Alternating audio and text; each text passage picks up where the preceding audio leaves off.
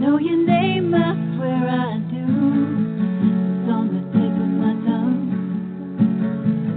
Sorry, what did you say? Yeah, I've known you for how long? Your face is so familiar, but no name comes to mind. Please, can you remind me if you'll be so kind? Staring out into space, asking God to hear my case. Trying to think of all things past. How long will my memory last? Well, hi, everyone, and welcome to Alzheimer Speaks Radio. I'm your host, Laurie LeBay, and also the founder of Alzheimer Speaks, and I am also the daughter of a mother who lived with dementia for 30 years, and that's really what brought me into this space. I believe that we can live much better lives alongside dementia, supporting dementia, and so I created Alzheimer Speaks, which is really an advocacy-based company to provide multiple platforms to shift our dementia care culture from one that I really felt was in crisis to one that I believe needs to be in comfort. And I think that pendulum is starting to swing, but we've got a ways to go. Here at Alzheimer Speaks, we also help companies expand their brand footprint by leveraging the platforms and the content that we have developed so that families and people living with dementia can find the services that they so deserve. And before I introduce our topic and my co-host today, I just want to give a huge big hug to all of my audience out there. You guys are such loyal fans and have done so much to help acknowledge our work, and we really, really appreciate that. And we'd love to invite you to be a guest on the show. And you know what? Today's that perfect day because we're doing open mic. So if you're listening out there today and you have something to say regarding dementia or giving care, dementia-friendly communities, services, products, tools, or maybe it's just your personal story regarding dementia, please call in at 323-870-4602. That's 323-870-4602. Now, before I introduce my co-host today, I'm just going to give a shout out to a couple of companies that I adore. And the first one that I want to mention is the Silver Dawn Training Institute. Many of you know them as Dementia Raw. I'm really excited because they're coming to my hometown in Minnesota. They're going to be in White Bear Lake August 6th and 7th. To do their Certified Dementia Communication Specialist training, which is an improv type training. Their approach is really unscripted, unconventional, and unapologetic, and they deal with real life scenarios and help those in their program consider what it's like from a patient's vantage point. And their training experience is really based on the founder's experience in long-term care with both the gals. So check them out. They're doing other trainings around the country, not just here in White Bear Lake, Minnesota. But you can find out more information at cdcsdementiaraw.com. That's cdcsdementiaraw.com. And I promise it'll be a very fun time because they're just absolutely wonderful gals. I also want to give a shout out to Maria Shriver and her Move for Minds project, which is going on through June. Maria is a huge advocate. She has a program called the Women's Alzheimer's Movement.org. You can get great information there, but she really looks at the disparities and is pushing for research for women because there tend to be more women than men getting diagnosed with this disease. And the Move for the Minds program is a fundraiser and educational program that is being done throughout the country and even in Europe during June. So check that out. The American Senior Magazine, too, I always like to give a shout out to because they have a really nice magazine that comes out like quarterly, and it's focused on lifestyle for seniors. And some of their topics range from nostalgia, health, and wellness. And they interview and spotlight notable older Americans. And it's nice large print, beautiful photography. There's some games that you can play that'll help just brain engagement and stuff too. So check that out. Now I have to introduce my co-host today, who I totally adore. Her name is Laurie Scherrer, and many of you are going to be very familiar with her. If you're not, you will get to know her well today. She also has a website called Dementia Daze that has a very insightful blog. She does lots of videos. She's just a very powerful advocate for dementia, and of course she is living with dementia. So welcome, Laurie. How are you doing today? I'm doing really well, Laurie. Thank you for inviting me to be on with you today.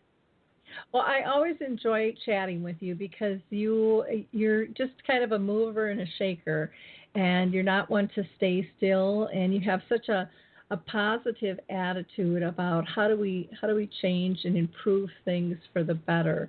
You don't tend to go down the rabbit hole and focus on the negative, but you're always looking kind of for the bright light, even when things aren't so pretty. You're looking for kind of what's the lesson and how do we change this, and how do we overcome this obstacle and get back onto even keel. And I just so admire that about you. That's a lovely asset to have as a human being. Well, thank you, Laurie. And I can't imagine living any other way. You have a choice in life to make the best of life or let it ruin you. And I just think that life is much happier when you try and figure out how to make it into the best world you can. Exactly. I agree. Now, I've mentioned to our listeners that they can go ahead and call in at 323-870-4602. Again, that's 323-870-4602. And I'll be watching the switchboard as we're chatting here.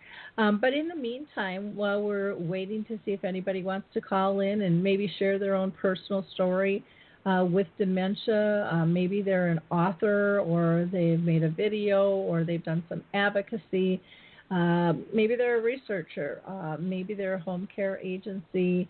It doesn't make any difference. If you've got an opinion about dementia, we would love to hear it, and what your solutions are to improve it, what you've seen that's working or not working. We try not to focus too much on the negative, other than to use it as a tool to improve it, and give some food for thought to that. So one of the things, Laurie, that I wanted to ask you was, with your advocacy, how did you get involved, and why have you stayed doing your advocacy work as long as you have? Well, I got involved, I think I first started with dementiamentors.org. The doctor had led me to believe that I was the only individual in the United States under 70 that had dementia. And when I started researching on the web and finding that there were other groups, I ran into Dementia Mentors. And through that found that, wow, there was a whole bunch of people under 70 years old that had dementia, and we became very good friends. From that, it led to writing my blog and just building, and it seems like I got involved in one thing after another after another. It's kind of, once you start and people know who you are, it's hard to say no sometimes. So I'm sure you understand that. But it's been important to me, Laurie, when I was first diagnosed, I'd been a career person. I was used to working 60 hours a week. And suddenly you're at home and it's like, okay, what do I do? Your life you have no purpose. You have no real value. Yeah, you can clean out the closets and do all the things you always said you'd do if you ever had time, but that doesn't give you any real feeling of accomplishment. Mm-hmm. So the what I have found is that my advocacy work, helping other people, gives me a purpose, which therefore gives me life. Mm-hmm. And what about you? How did you get into all this? Because I know you're as active, if not more active than I am. So how did you get into all this? Well, I kind of came in through the back door. My mom had dementia for 30 years, and I remember from the get-go thinking there has got to be more resources, and this is ridiculous. Nobody knows about this disease. I know there's more people out there. There's got to be a way to hook up and at least feel safe, and feel like you have some choice and some hope. And, it was really closer to 35 years ago when all of this started in my family, and nobody really talked about it. And it took me quite a while to step up and step out. And it wasn't until 2009, and that was really when my mom then was in her end stages. She lived another, 5 years, but, things had really drastically changed. And I sold residential real estate, and I worked really closely with people in senior housing, and I was kind of a specialist in helping people transition and trying to make that decision and make it be the right choice and get families all on one page. And so it was really my colleagues in senior housing that encouraged me to step out of the box, and they said, you have this really positive light, and you give hope, and it's not doom and gloom, and you really have found this richness living with dementia, and more people need to hear that. So that got me to start out with my blog, which I was shocked that people around the world kind of resonated with that. And from there I started kind of the resource website, and then I started the radio show, thinking we need more different types of platforms. Everything can't just be written. And so I started the radio show to give a voice literally to those with dementia and those who cared about making improvements in it. And that included everybody.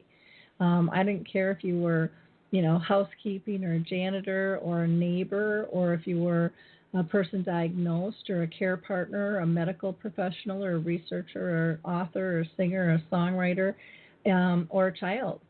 Everybody impacts one another, and until we include all voices, I don't think we can really make change. I don't think we can shift our culture. And so that's why I started the radio show, and my gosh, we've been doing that almost 7 years now.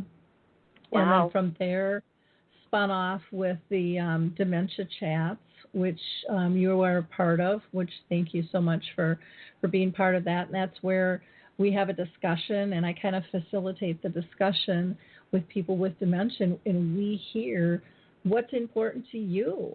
What do people with dementia really want from us? How do we create a dementia-friendly community or society or family or sense of being? And I am just amazed every session of what I learn, both through Dementia Chats and through the radio show.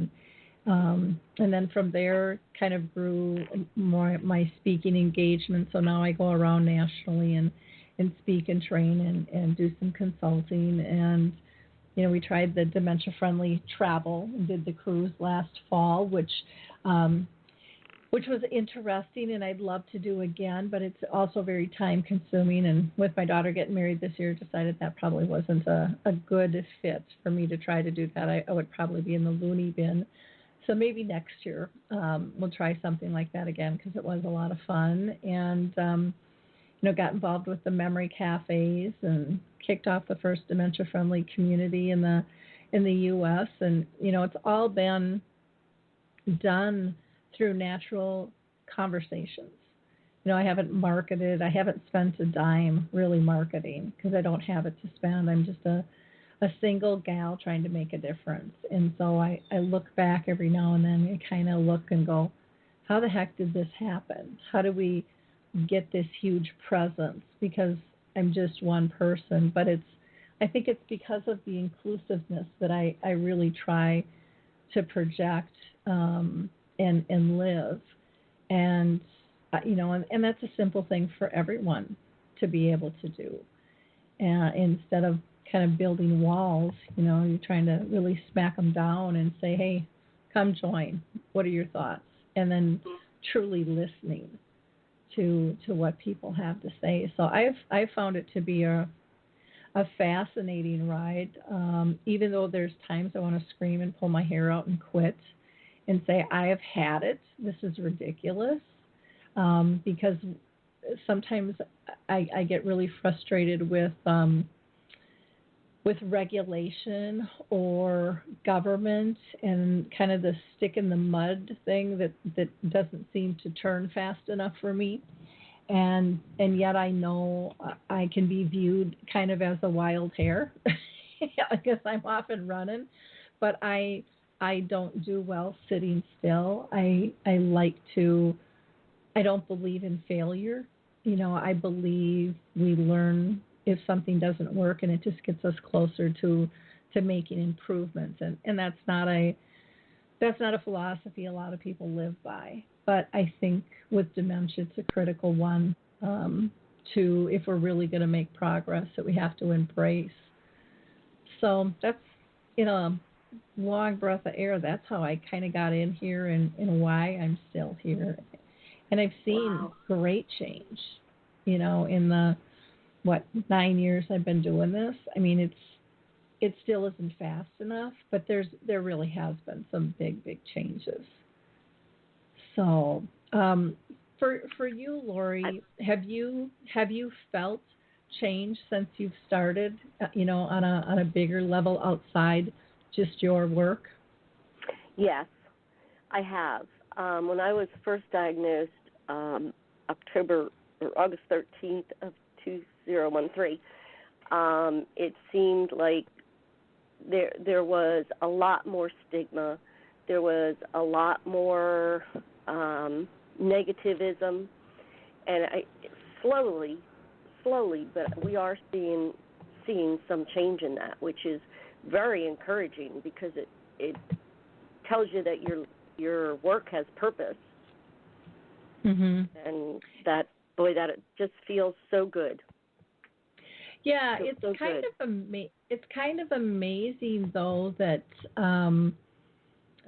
to me that even more companies haven't gotten on the bandwagon, and because I do think that there's just huge promise, and I don't see a downside to working to becoming dementia friendly. And maybe I'm just so biased because of the work that I do, but I don't really see any downticks with it. Because if you're a business and you can be more inclusive in everything you do for dementia, can apply in all of your life, from your personal life to your other customers. It has you focused on really paying attention to individual needs, and isn't that really the crux of service and marketing? I agree with you, and it's not just how we service them, it's the way we view people. Most of your major organizations that do fundraising for any kind of dementia, they're always so doom and gloom, and portray people living with dementia as not really living but dying of dementia, rather than those living with dementia. They put a very negative spin on the entire aspect of living with dementia, and it's not pretty. It's not nice. It's very challenging. It's very scary at times, but there is still a lot of living that goes on from the time you're diagnosed.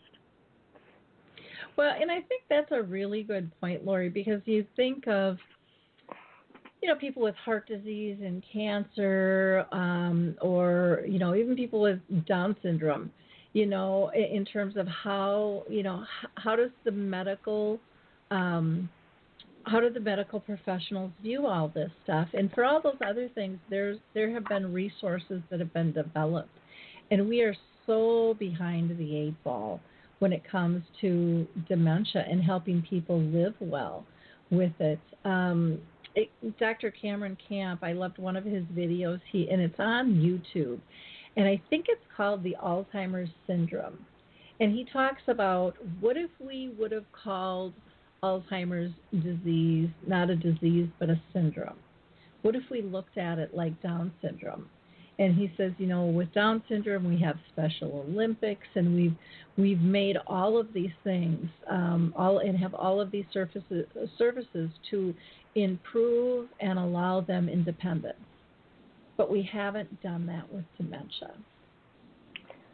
No, we haven't. And we really, people deserve that. The people diagnosed and their families both deserve the support. Everybody deserves to feel independent and still vital in their community. And, this shaming and the stigmas, and even when I go out and speak, and I'm sure you've seen this too, Laurie, when you speak, I remember being out, where the heck was I? I was out in Washington, and it was really cool. They were doing a rural health conference, and I said, well, one of the things, because every time I do a conference, I try really hard to have a panel of people with dementia. And a lot of times they're like, well, that's not really what they want. I'm like, you know what? Your audiences don't know what they're missing until you give them a taste, And then once they get this, they're just shocked. And so one woman in the audience, and I was so glad she was honest because I know she wasn't alone. And she says, oh, my gosh, I have been in the field for 21 years, and I can't tell you how much I learned in this hour-and-a-half session. She says, I still was perceiving this disease, these symptoms to be later stage. She said, I just never saw or thought of this side because that's what I've been trained on. And that so has to change. And so, raising your voices of those that are living with dementia, I mean, it's one of the most, I think, easiest and most brilliant ways to get rid of some of those stigmas and to allow people to see a whole person. And, Dr. Stephen Post, I had him on the show. He talks about not having a disability or an illness, but he talks about people being differently abled. And he says, bottom line, we're all differently abled, period. None of us come in as a clone and are exactly like the other. Our abilities just change through our life. And if we get some type of illness or whatever it is that happens to us, it's going to change our abilities. And, absolutely. And we should just learn to accept and adapt and learn how to be our best in that new ability sector that we live in. And yet there's still so much shaming, so much bullying going on in our world as a whole. And you guys get bullied. And I don't think people even understand how much you guys get attacked for speaking out. Because when you speak, people go, well, you can't have it. She looks fine. And that happens so frequently, which is really sad that you're trying to help other people. You're trying to share a message, and then you get attacked. It's sad. But I wanted to mention, I know I've mentioned this a number of different places, but we were talking about the way they treat dementia and lack of support. In October of 1996, my mother was diagnosed with terminal cancer. They opened her up and said it was inoperable and closed her back up. They said that she may have 3 months to live. At the time my mother was diagnosed, we had social workers. We had nurses sit and talk to her. We were given all kinds of literature and websites and support groups, a support buddy. And she did live 2 years and 6 months rather than 3 months, which we were very thankful for. But during that entire 2 years and 6 months, we continuously had a support system from the doctor's offices. Mhm. Being diagnosed with dementia, you're given nothing. You're given no social worker. You're given no nurse that follows up on you. You're basically told, come back in 6 months, and we'll see how far you've digressed.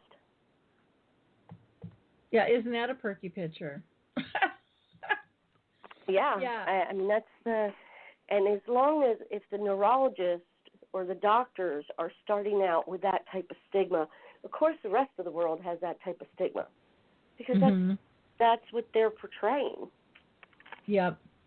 But it's a shame that I would love to see doctors' offices that have a support network that they can help people and show people, look, this is not a death sentence.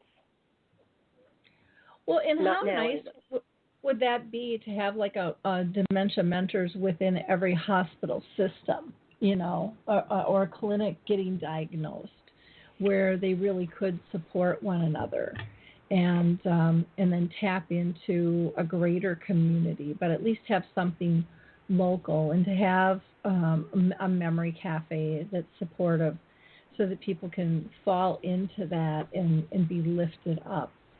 I just, there's so many cool concepts out there that we don't know about, or so many different things you can do to change your environment or to change your mindset that aren't being talked about, because I think, and they are being talked about more than what they were, don't get me wrong there, but I mean, there's still so many basic tools that people aren't armed with, because people are too busy throwing out statistics and trying to define it in a box.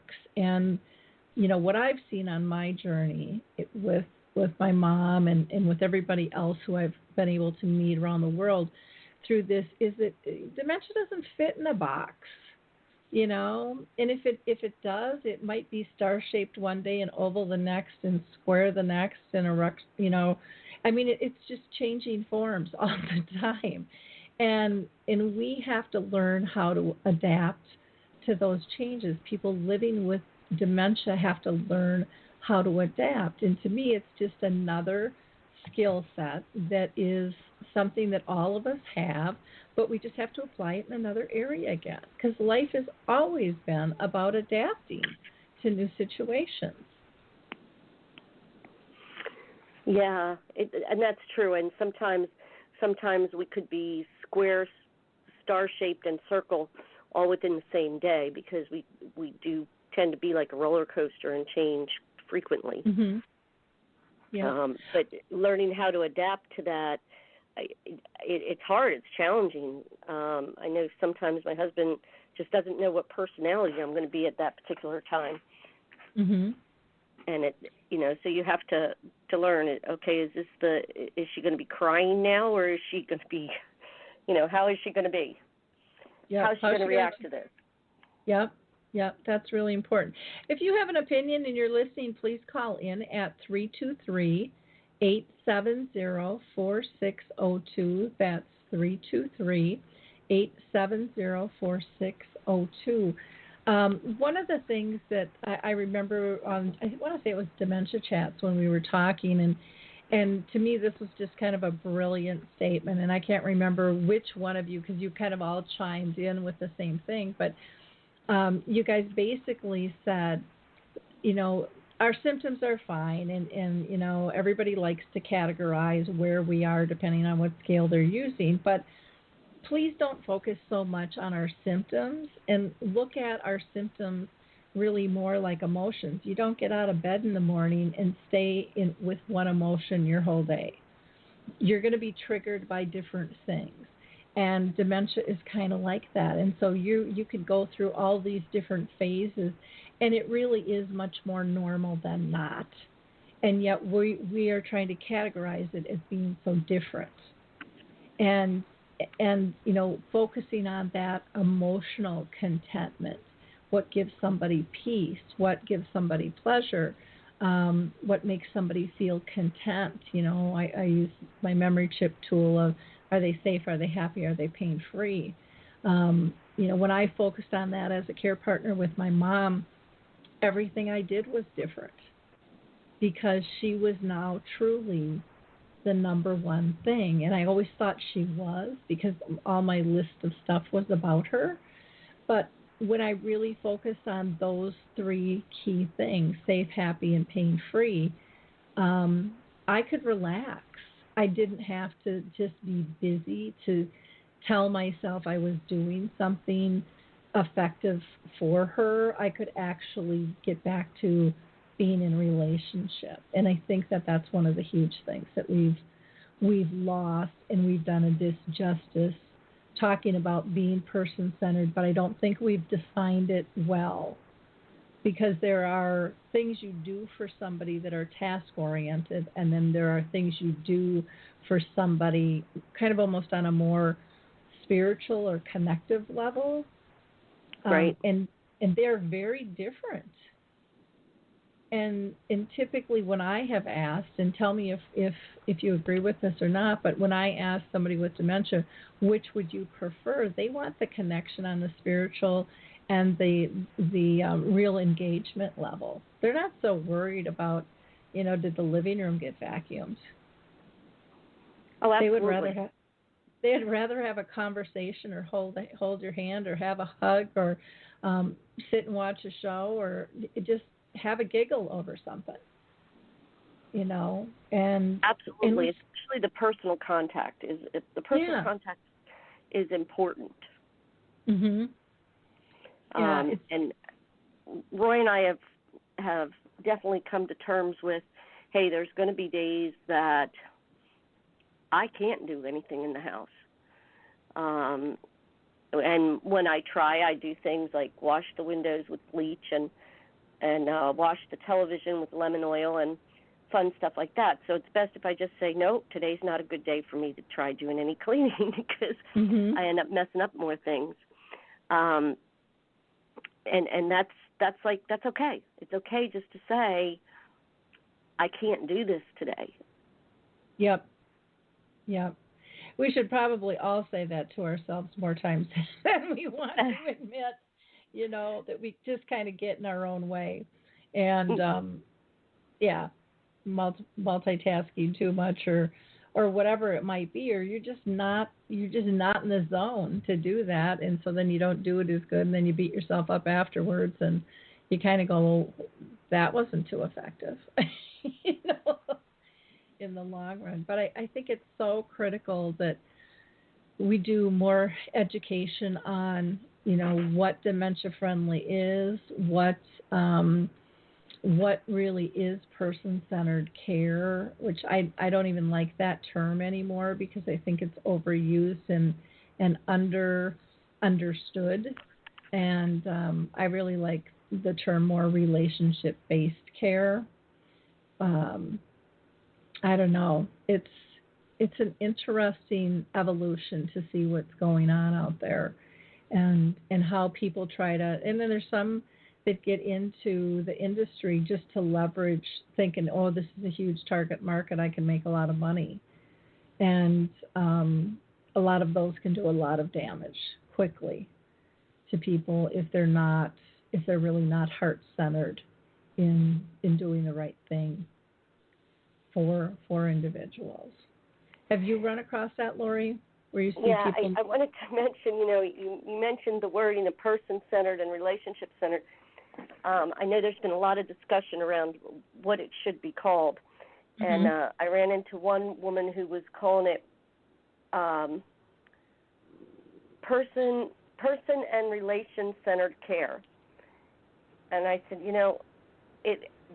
why don't we just say supercalifragilisticexpialidocious and try and cover it all in one? Mm-hmm. We sometimes put so much emphasis on the wording, and it's not really the wording that matters. It's the care that matters. Mm-hmm. Yeah. But I think too frequently the care takes second place to the wording of what it should be called and how it should be put in place, and not focusing where it needs to be focused on. Yeah. One of the things that I talk about when I go out, which is, and I haven't done, I just started doing it again. I hadn't done it in a while, but I call it, I take caregiver and I break it into CAR and e-givers. And the CAR stands for conscious awakening of relationships, and the E stands for emotional givers. Because I think it's the emotion that's missing. You know, we get task oriented and we're not really, we're doing it because we're supposed to do it, not necessarily because we want to do it or we like to do it, and we're not feeling the engagement. I don't think on either side when that takes place. And it's been funny because recently when I've talked about this emotional givers, I've had more people come up and go, "Oh my gosh, I have so fallen into that being task oriented thing." Because it, you know, for me, I found when I could cross something off my list, it made me feel good, which wasn't at all about my mom then. It was about my emotional stability and how I was coping with things. And when I realized that I couldn't truly be person-centered if I was worried about what made me feel good first. You know, person-centered, the other person has to come first. I mean, that's the whole point of it. And in their needs. And so that's when I kind of came up with the memory chip of switching and really focusing on, is she safe, is she happy, is she pain-free? And I talked to myself about that before every interaction, if it was in person, on the phone, or whatever. And it was amazing the difference that made, I think, for both me and Mom, of what we did together and how we did things from that point going forward. I think that person-centeredness and being task-driven goes to many, that relates to many areas of life. Your children, are you task-driven or person-centered with your children, with work? Because when you go, even going to work, if you don't have the right frame of mind, it's going to show that it's a task. Mm-hmm. Yeah, big difference there. That's for sure. Yeah. That's for sure. Now, you do a lot of work with Dementia Action Alliance. Why don't you tell people a little bit about that organization? Because they're doing some great things. Dementia Action Alliance it's daanow.org, and they're just such an awesome group because they focus on taking people with dementia and encouraging, empowering, and engaging. So we do so many things. We're starting a product catalog where we're putting together products that could be beneficial to people living with dementia or their care partners. And we're going to have online just a catalog that you can go on and see these products rather than having to do your own research on the Internet. July 5th, I'm excited to announce that we're rolling out our first podcast, which is Professional Insights Podcast.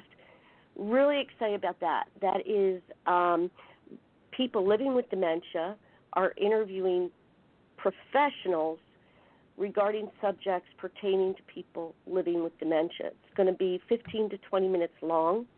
I'll give you an example. The first one that we're doing is on VA benefits available for people living with dementia. And then we're doing one on how do I choose an elder care attorney, how do I select a care facility, just all kinds of things. And I look back when I was first diagnosed at how much time I spent researching, trying to find the answers to things. So hopefully these podcasts will help people to find the answers without them having to do a lot of research. We're also, the following Thursday, we're kicking off dementia discussions, and that will be a chat group for people living with dementia or their caregivers, and there's going to be a subject each week. So we'll have time to socialize, but also time to educate. But Dementia Action Alliance does so much to help people with dementia and really is very focused on keeping them engaged and empowered. So it's a wonderful organization. No, they did a conference last year, which was really the first of its kind, where the majority of the speakers actually had dementia down in Atlanta. And I wasn't able to make it because I was, I don't know, off speaking someplace else. Are they doing something like that again this year? Next year, they're doing one every other year. So they take a year off, and it'll be next year in June in Atlanta. Oh, okay. So they're going back to Atlanta again. Okay. Yes, they looked into going out west and going other places, but Atlanta made the most sense as far as expense-wise and travel. Okay. Oh, interesting. Yeah. Interesting. And hopefully you'll join us this time. I will try if I can. You know, I heard nothing but wonderful, wonderful things, and what was so funny again to me was it was so many healthcare professionals that have been in the industry forever that were just blown out of the water with what they learned by listening to those with dementia. And as excited as I am, I was still saddened that, you know, were people not listening before? You know, were they not asking? And apparently that just really it hasn't been happening, wasn't happening, still isn't happening enough. But, you know, thank God it started. You know, it's started now. And it's gathered, I think, great attention. And, you know, it's something that we'll be seeing more of because people are gonna demand it. They have seen the effects of what you guys have to say and how you say it. I think so many people were taken back by the fact that you could articulate things so beautifully. And, you know, for me, it kind of makes me chuckle because I've seen that all along, and that's why I do what I do. And so it's hard for me not to see that. And it just, again, is one of those things that has surprised me because to me it's just such a basic need in terms of I don't care what somebody's diagnosed with, you have to include the patients. Absolutely. There were some people there that were amazed we could talk, period. Yeah. I believe that. I believe that. Wow, they can talk? Yeah. It's, you know, and again, it's because of the stigmas. It's because of the advertising that has been done year after year after year. And again, it's starting to change where it was just, you know, people in end stages in wheelchairs drooling in a nursing home or not able to get out of bed. And they weren't communicating and they weren't active. And my God, they sure weren't on the radio show or they weren't doing a video chat. They weren't getting up and speaking in front of people because they weren't even acknowledged that they existed, you know, on a lot of levels. I think going back a number of years ago, people who had breast cancer, you never talked about that. You just didn't talk about it. And now it's very out in the open. I think dementia is coming around about like that did, where it was this you keep it in a closet thing. And now it's starting to come out more and more, which is good. But as it's coming out, that's making people have to change their thinking that you're diagnosed and the next day you're in a wheelchair and don't know anybody.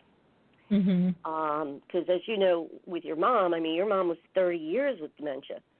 And yet people typically think, oh, dementia, they're going to be dead within 3 years, you know, and that's not it. Well, and the sad part is, too, that it's, and this is going to sound awful, and it is, but in some ways there are some people out there that are disappointed somebody's not dead that quickly. And I say that because they are so uncomfortable at knowing how to deal with the disease. You know, they would rather just have it end. And that really made me sad. But there were kind of two camps out there. You know, one that would ask, you know, how's your mom doing and really cared. And the other just really wanted to give me permission to not have to go back to see her because if I did, I would probably share another story with them. And they were so uncomfortable with not knowing what to say or what to do.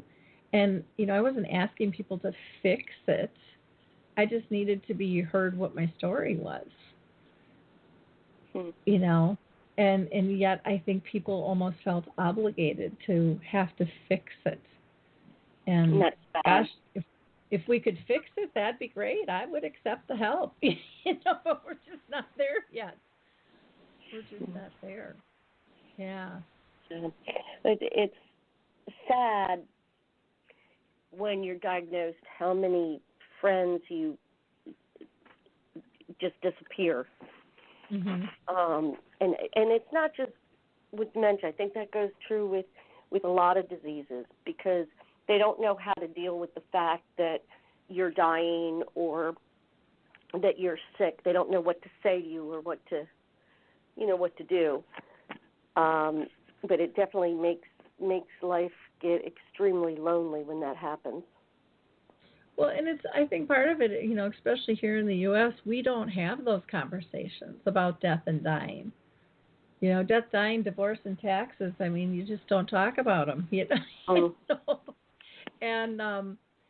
we're seeing more things come out with end-of-life issues, too. There's more conversations revolving that and talking about quality of life and, how do you want to live your life? It just doesn't happen. You do have to do some planning. No matter who you are, no matter what you have or don't have, you still have to have some kind of mindset about what do you want life to look like, and how are you going to make the best out of what it is you do have, and instead of blaming it on somebody else or something else, that doesn't get you anywhere. Yeah. Exactly. We had our plans all mapped out, but I mean they changed. But I'm glad we did map them out, because we had been very strong on our retirement fund and making sure we put a lot of money in our retirement, a decent amount of money in our retirement fund.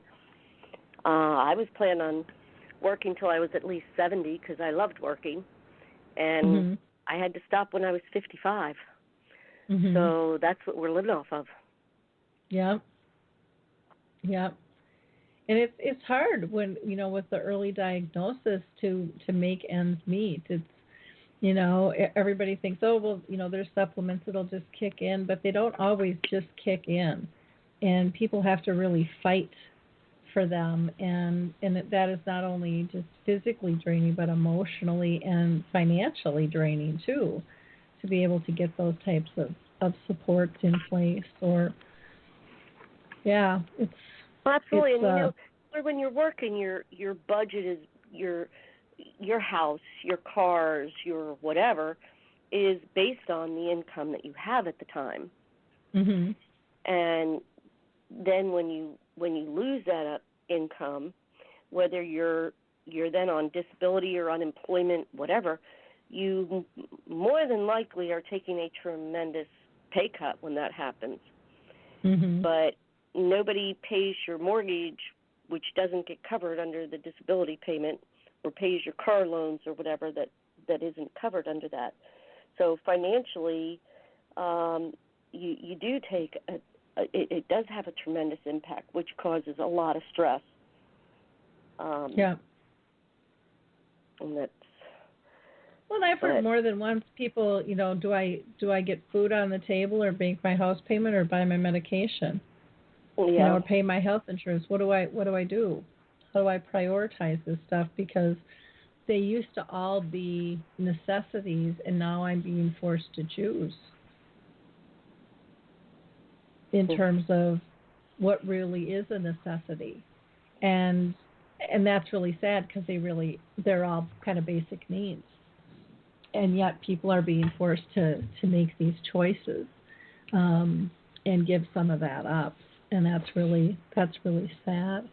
Or the other thing that it just makes me squirm every time it happens, and it happens often, is when someone with dementia is having difficulty with their medications, and they need to maybe be hospitalized to get pulled off everything and get restabilized because things aren't working the way they're supposed to, and the lack of geriatric psych units that are out there for people who really know the medications with the different types of dementias and the different types of side effects, and what it puts the people diagnosed and their families through, waiting on this and watching, going, well, these staff don't have any problems, but this group of staff does because they're treating somebody different. And so it's, it really makes you think this isn't necessarily about medication, but it's being made about medication now. It's really about staff training and how to work with a perceived behavior instead of, looking at it as a problem, looking at it as kind of that trigger or signal that something else is wrong, and let's fix that to alleviate that type of reaction. And I think we have a long ways to go in terms of educating staff and family both.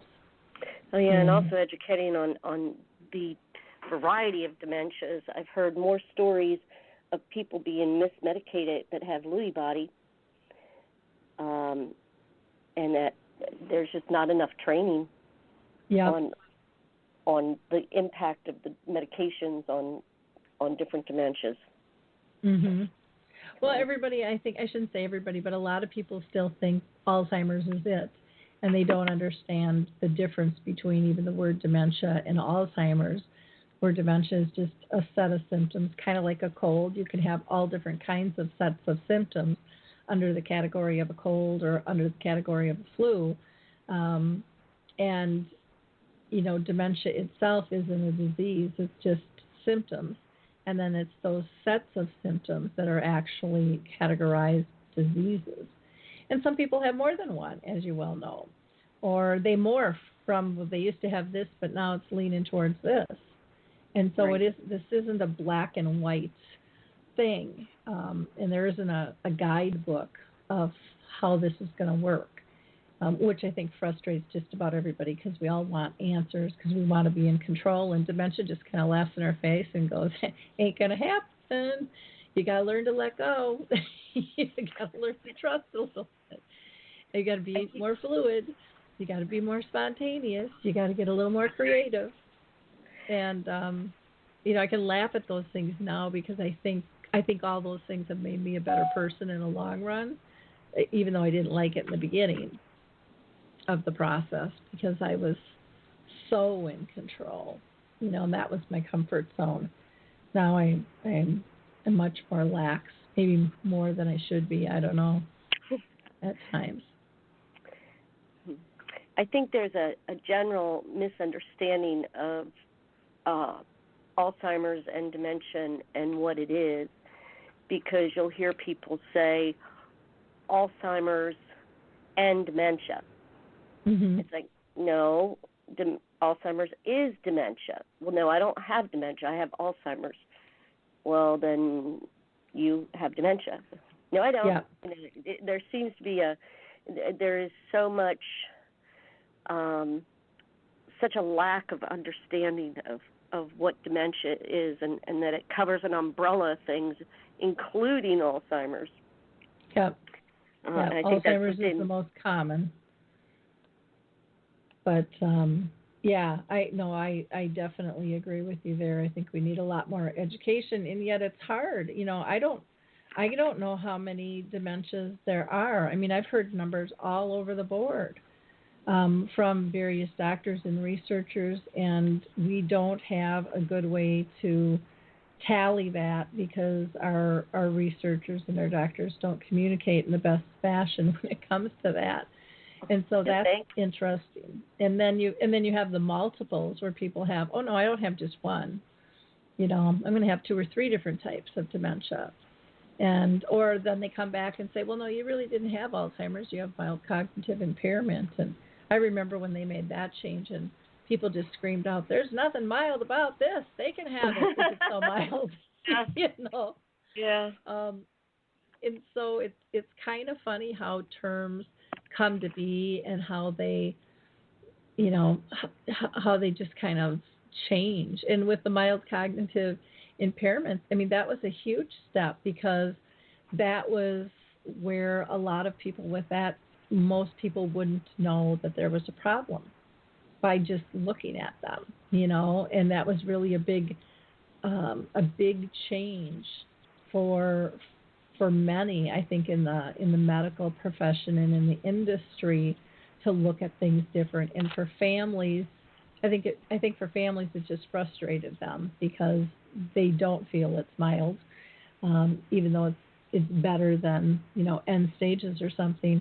But yeah, just term choice can be confusing in and of itself, and it's just none of it's black and white. It's constantly changing, and it's going to ebb and flow because it is really a baby disease. It's only been around about 100 years, and we think that's a long time, but it really isn't.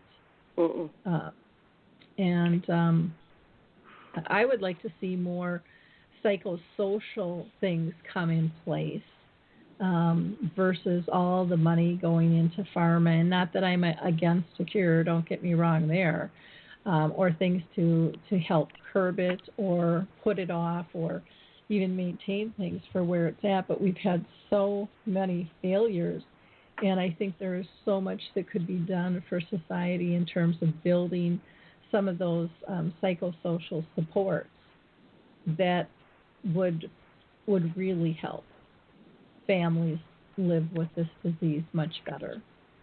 Oh, I agree. We need more Alzheimer's Speaks radio.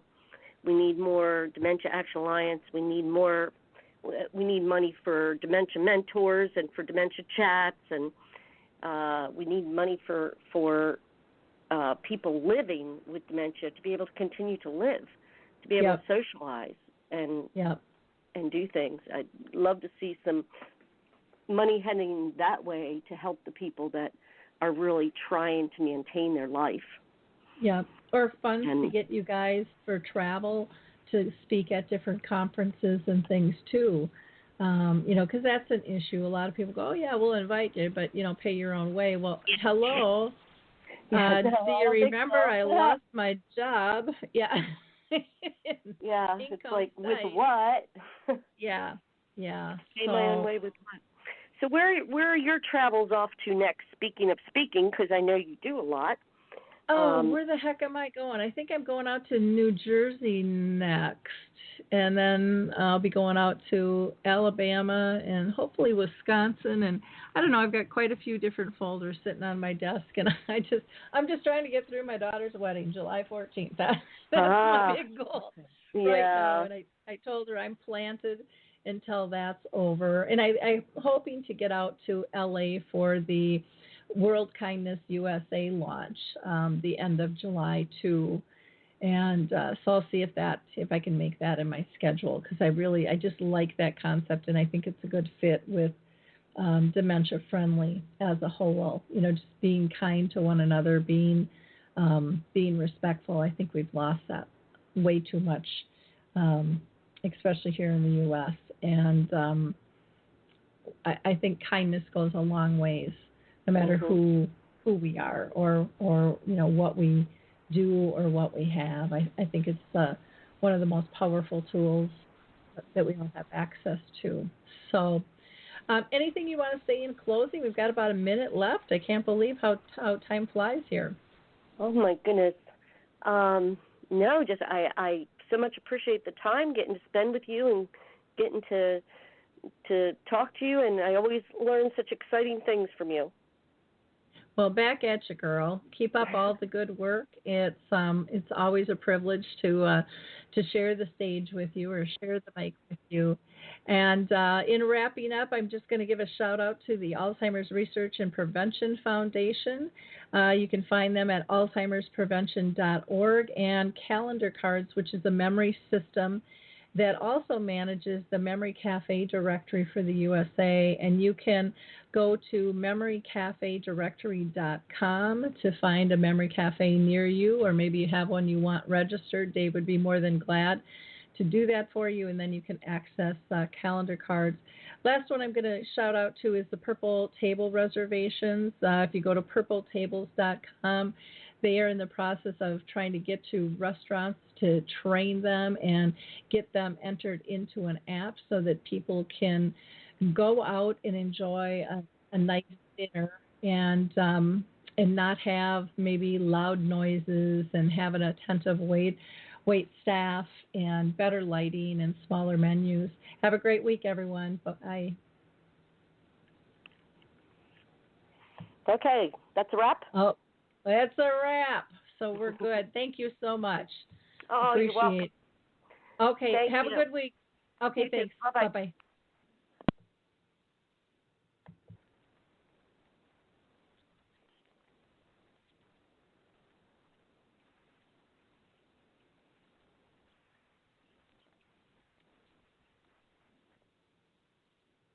Hey everybody, Jared Sebestier, host of Retire Repurposed. This podcast is dedicated to help people transition into fulfilling and purposeful retirements. Retirement is a big life change. In fact, the two most dangerous years of a person's life are the year they were born and the year they retire. Few people can just flip the switch from working a career 30 or 40 plus years, retiring on Friday, without methodical steps to living what we call a repurposed retirement. To listen now, search Retire Repurposed on your favorite podcast platform, Senior Resource, or Life Audio.